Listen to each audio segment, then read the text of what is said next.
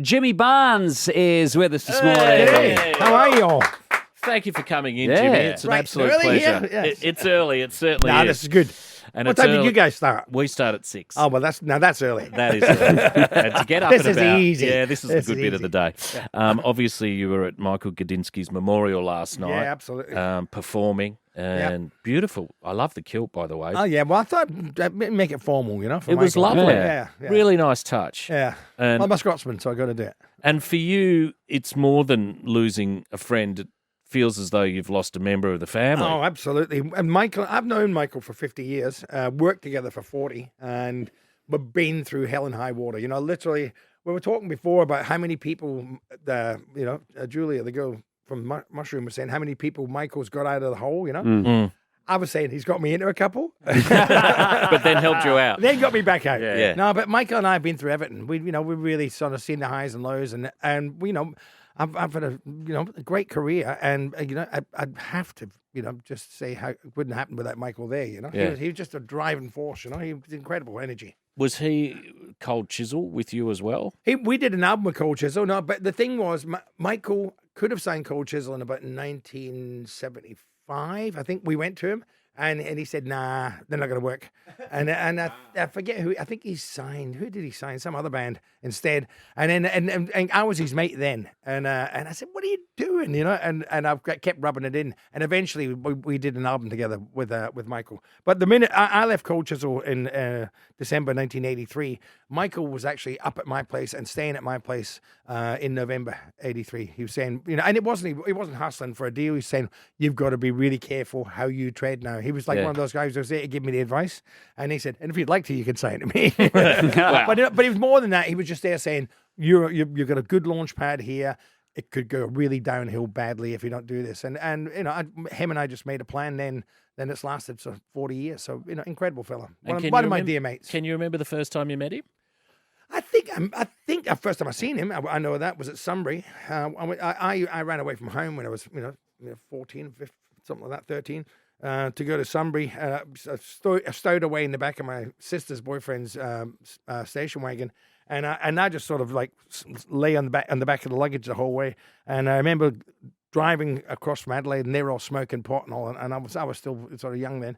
And we got to Sunbury, and they all just fell apart. And I was because I went to see Thorpe. I went to see Billy Thorpe, see, and I wandered around, Sunbury for a few days, and I'm seeing Michael Gudinski up there yelling and screaming and Selling watermelon. selling watermelon. But he's doing it all, And I remember seeing him coming into Adelaide, fairly early in Chisel's, careers, and every band, because I liked all those bands. I was a huge Dingoes fan, huge Chain fan, all the good blues bands that Michael signed, and I'd go along and I'd see, because Cold Chisel didn't want to be like a pop band.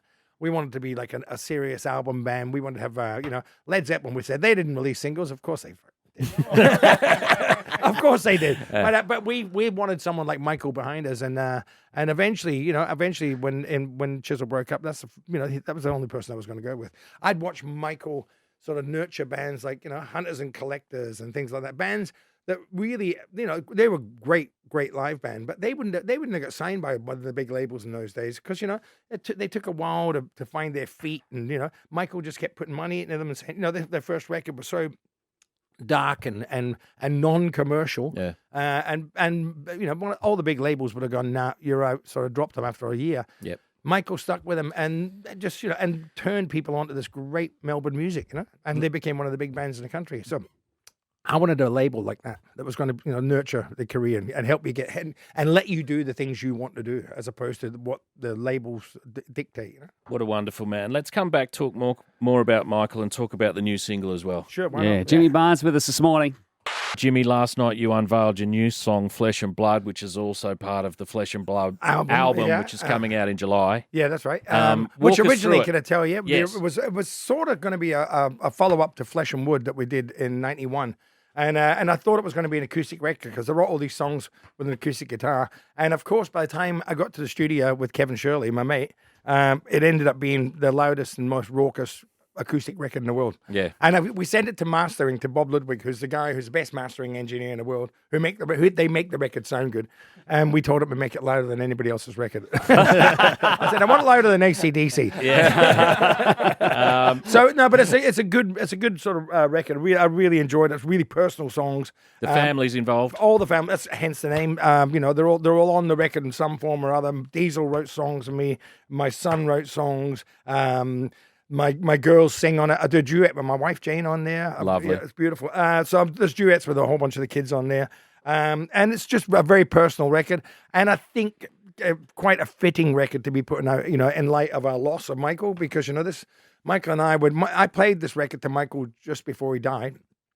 And he was banging the desk and bloody, it's a hit, And so it's it's a nice fitting record. It's personal, it's family, and that's what Michael was all about as well. His whole mushroom thing was a family, and so this record can apply to anybody within that mushroom family. I reckon. I love it. It's lovely to see you, Jimmy. We've got to get you out of here to let you go and do other stuff around the record. We're going to play the single now. Yeah. Flesh and Blood. Thanks for your First time on radio. Oh, how wonderful, First time Jimmy. on the Marty Sheargold Show. Thanks for joining us, Jimmy Barnes. The